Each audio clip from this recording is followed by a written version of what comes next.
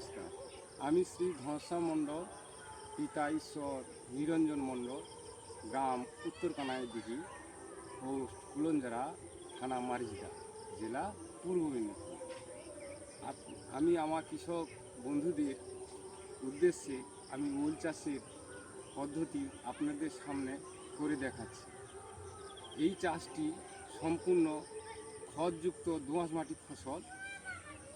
এই চাষটি শুরু হয় প্রথম পয়লা বৈশাখ থেকে আরম্ভ করে জ্যৈষ্ঠ মাসের 15 তারিখের মধ্যে এই চারাটি রোপণ করতে হবে। এই চাষটি আপনাদের সামনে আমি তুলে ধরছি, আপনারা দেখুন কীভাবে ওল চাষটা করতে হয় কত উঁচু করে। এই চাষটি উঁচু করতে হবে মাটি থেকে 1.5 ফুট উঁচু করতে হবে, দাঁড়া চওড়া 2 ফুট, মধ্যবর্তী ফাঁক 2 ফুট। এইভাবে দাঁড়াটাকে তৈরি করতে হবে। আমি দাঁড়াটা তৈরি করছি আর ফুলটাও আপনাদের সামনে রোপণ করছি, আপনারা দেখুন। প্রথমে এই কম্পোস্টটিকে কাঠাপ্রতি 40 থেকে 50 কেজি ছড়িয়ে দিতে হবে।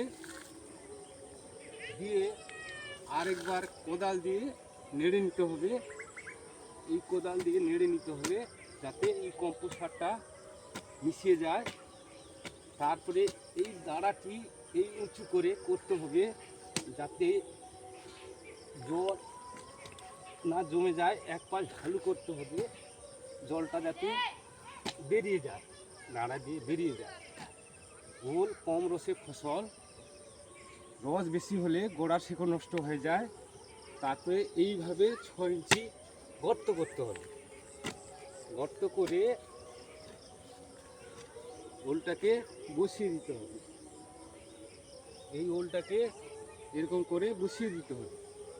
দিয়ে আবার কম্পোস্ট সার এটাকে মাদা ভর্তি করে এই কম্পোস্টটাকে পূরণ করতে হবে। এই পূরণ করে হালকা মাটি দিতে হবে এর উপর, দিয়ে দাঁড়া তৈরি করতে হবে, এক পাশ ঢালু করতে হবে যাতে জল বেরিয়ে যায়। এরপরে খড় দিয়ে এই দাঁড়াতে খড় দিয়ে চাপা রাখতে হবে যাতে ঘাস বেশি না হয়। আর এই খড়টি পচলে জৈব সারে পরিণত হবে, এই মাটি জৈব সারে পরিণত হবে, মাটি হালকা হবে। আপনারা এরপরে ভিডিও আপনারা দেখবেন ওল গাছ কত বড় হয়েছে বা কি হয়েছে আপনারা দেখতে পাবেন। এখন এই পর্যন্ত আপনাদের সামনে দেখাচ্ছি, এরপরের ভিডিও আপনারা ওল গাছ কীরকম হয়েছে সেটা আমি আপনাদের সামনে দেখাবো।